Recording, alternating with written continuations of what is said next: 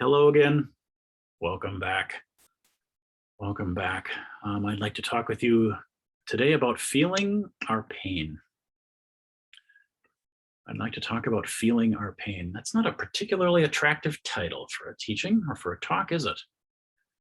I wonder if this will get fewer views because feeling our pain does not sound like something most folks are interested in doing. Ugh. And yet, this is a meditation channel that you're watching, a Zen channel, a spiritual practice channel, right? And feeling our pain is actually central to all of those things. So I'm assuming, by virtue of the fact that you're watching this, by virtue of the fact that you're listening to this, that you must have some interest in being a little more intimately connected with the breadth and the depth of human experience. And perhaps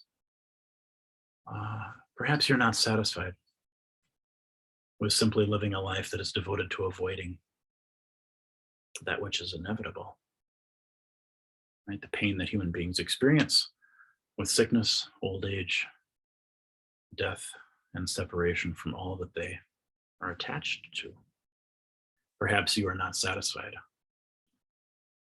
with a life that is devoted entirely to just trying to avoid pain. Right? As a spiritual aspirant, especially as a practitioner of Buddhism, we have an inverse relationship than what our normal egoic consciousness does with pain, and that is we become very interested in it. We strive to understand it. We want to walk closely with it and understand how it comes to be, what helps it grow, what helps it diminish, what moves it, what kind of relationship we might have with it that will be healing. Isn't that a fascinating thing? Even saying it to me feels good. Like, oh, immediately there's a liberative, a redemptive possibility in relationship. Right? It doesn't make sense to me that there's a big part of human life that just must always be successfully avoided, that we don't acknowledge, that we don't have relationship with. That doesn't feel right, does it? Through an ego lens, perhaps, but through a spiritual lens, surely the highest parts of ourselves understand that doesn't actually feel quite right. That doesn't actually feel quite right to me. Surely the yes of spiritual practice must be bigger. Surely it must include the truth of suffering, right? The truth of pain. So, feeling our pain is what I want to talk to you about today. And I want to start with a lovely little poem. I guess I would call it a poem.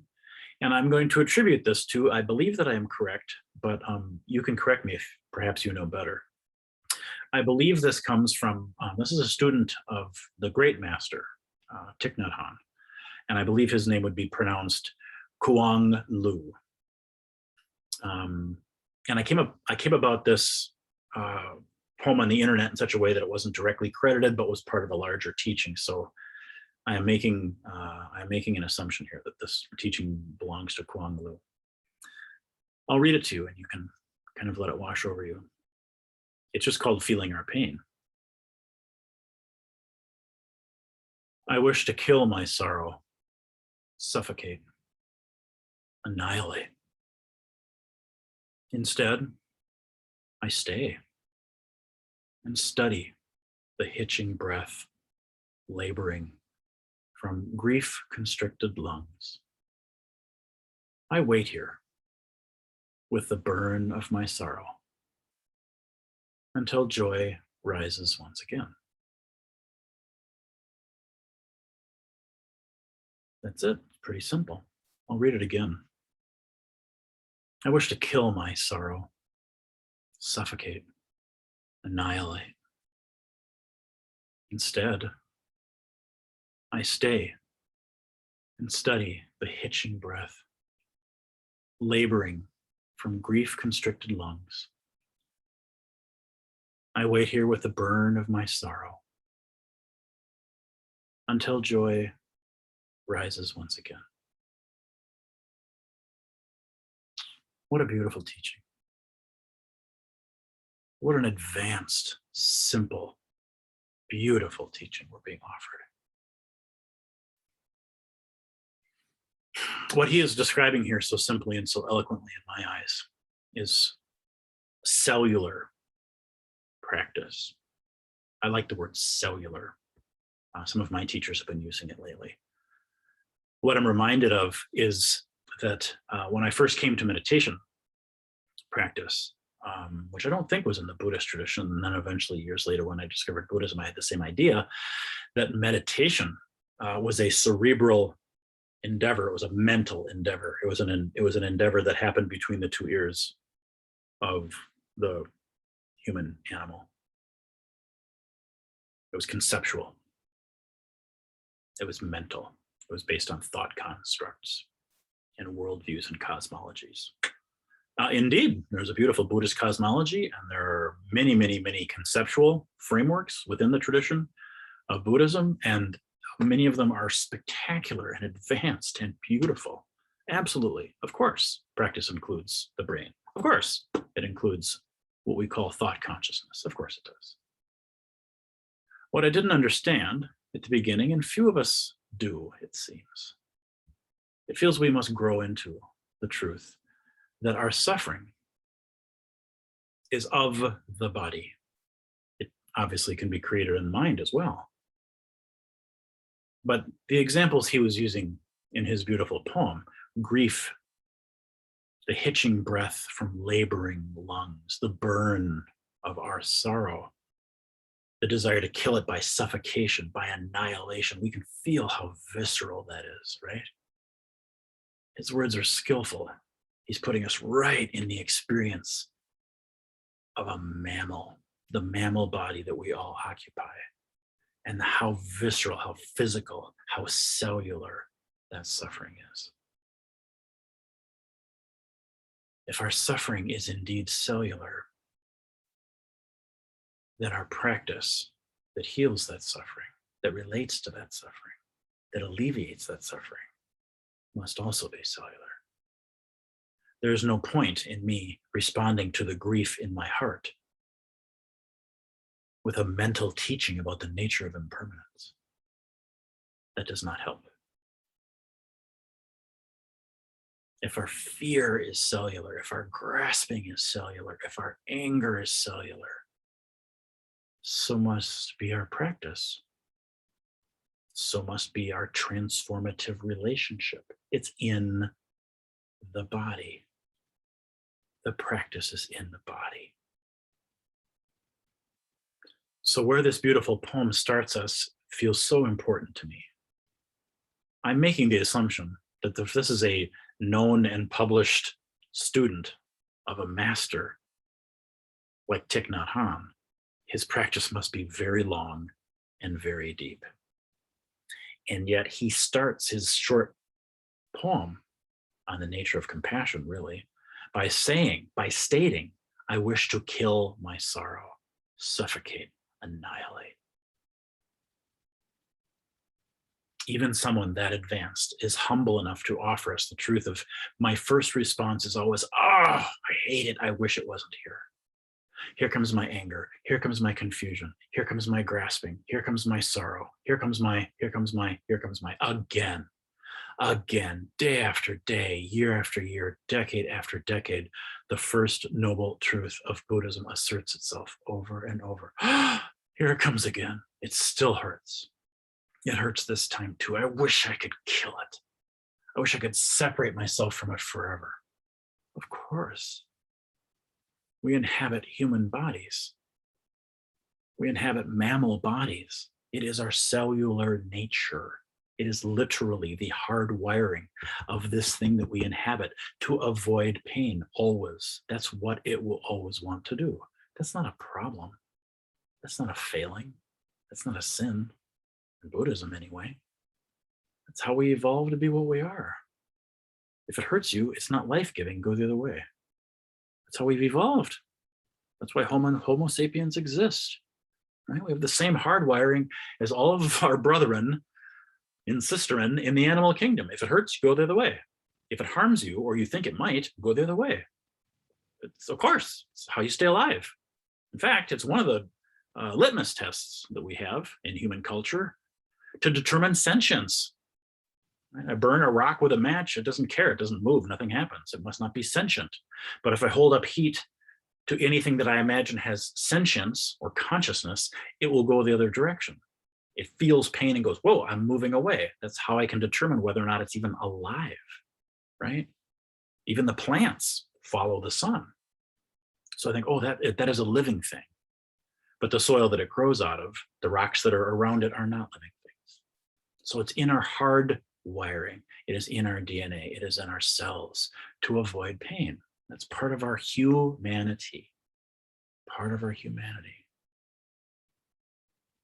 But you are a spiritual aspirant. You're a spiritual student. You're a student of some sort of spiritual tradition, or you're a Buddhist, or you're a Zen student. And so you already are aware of something else. There is another part to our existence that is not bound by the simple avoidance of pain. That's where we started today, didn't we? Yep, the human frame that I inhabit will always want to do that. But I also realize I am not limited by just this part of me. I'm also something else. I have a spiritual nature. I have a consciousness nature. I have an awakened nature. I have an enlightenment nature.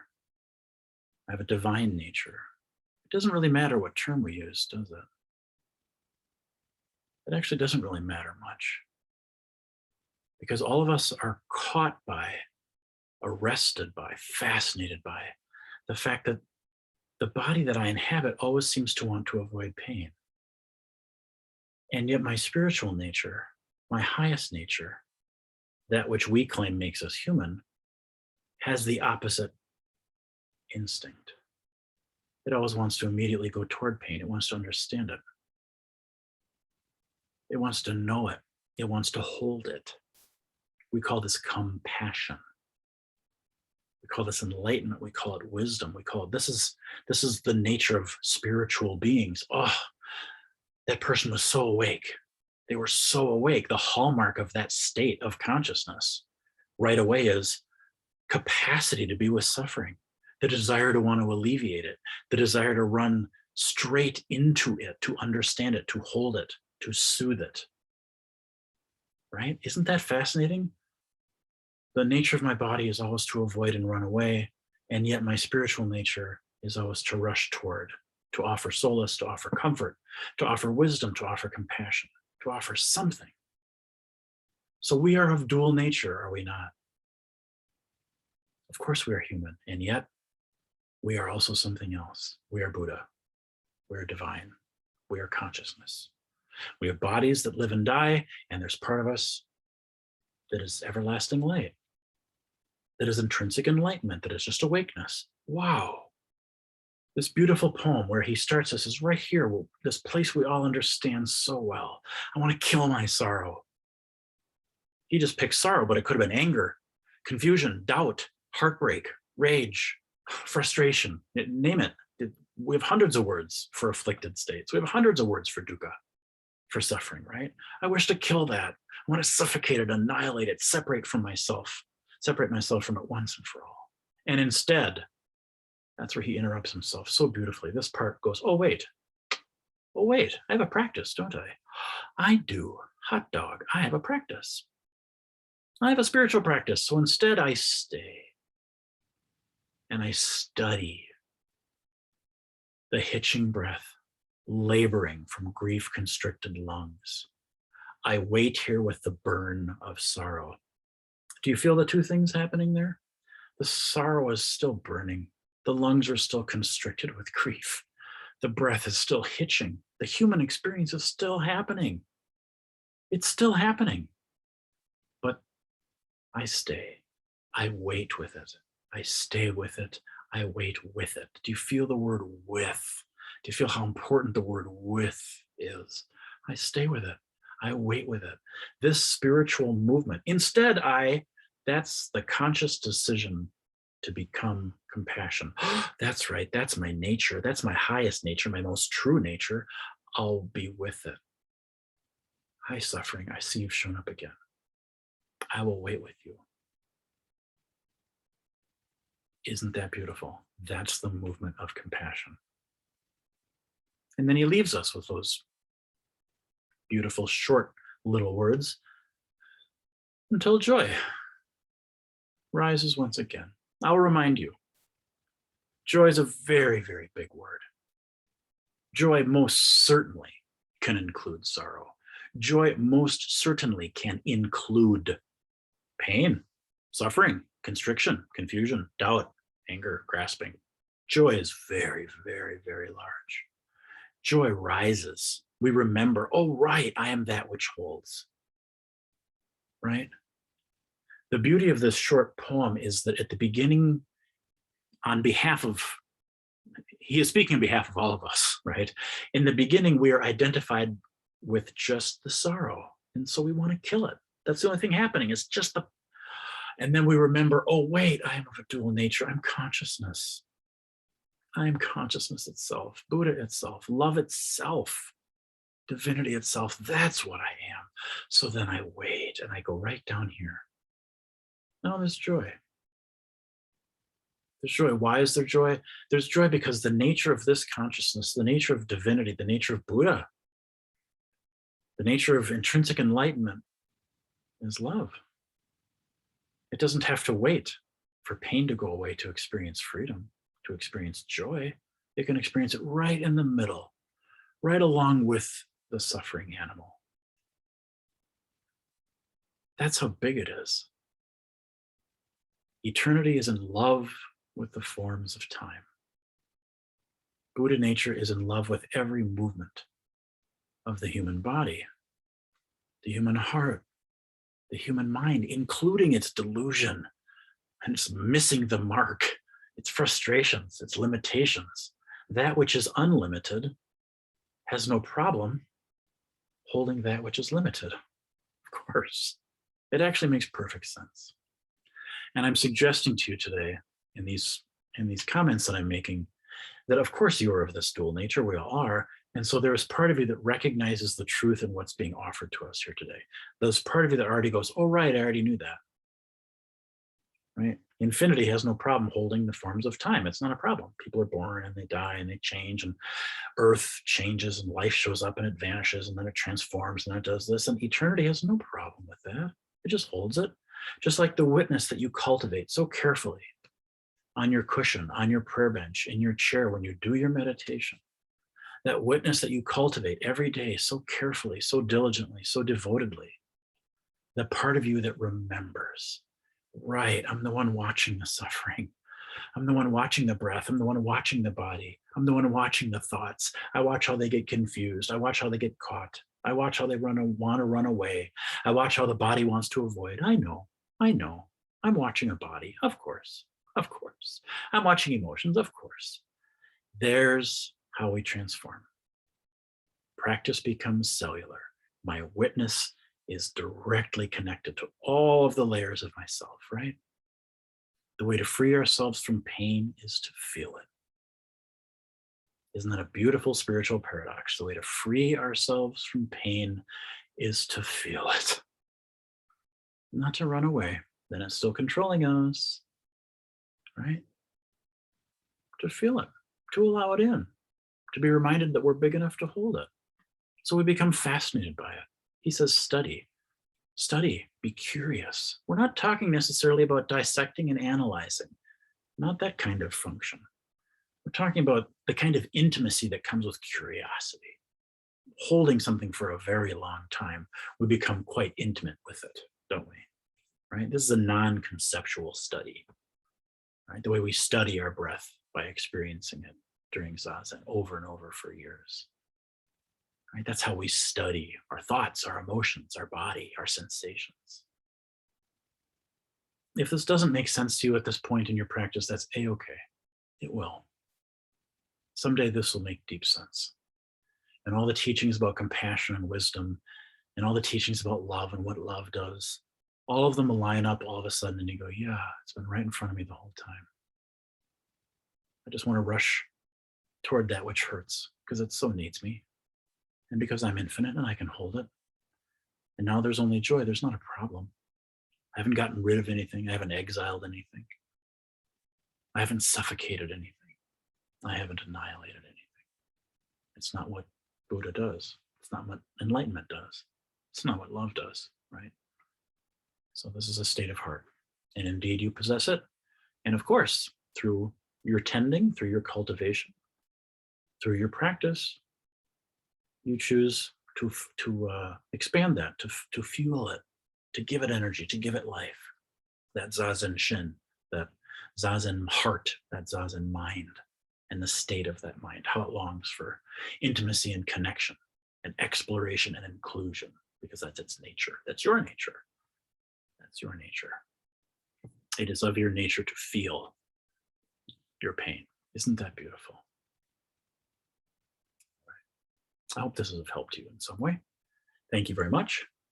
And as always, I thank you for your time and attention. Please keep your comments and your questions and emails and stuff coming.